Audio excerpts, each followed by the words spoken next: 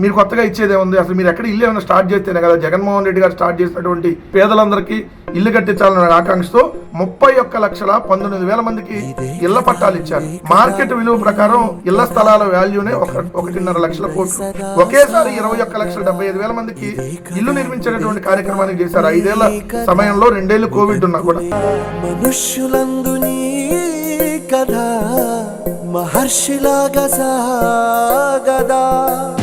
ఒక కార్యక్రమం చేస్తే ఇప్పుడు ఆ కాలనీలకి మీరు ఎన్టీఆర్ నగర్ అని పేరు మార్చి ఎవరికో పుట్టిన బిడ్డ నా బిడ్డ అని చెప్పుకునే దుర్మార్గుడు, దౌర్భాగ్యుడు 35,000 కోట్ల రూపాయలు జగన్మోహన్ రెడ్డి గారి ప్రభుత్వం ఖర్చు పెట్టి స్టార్ట్ చేస్తే మనకందరం సరిపోతే కావాలి కదా.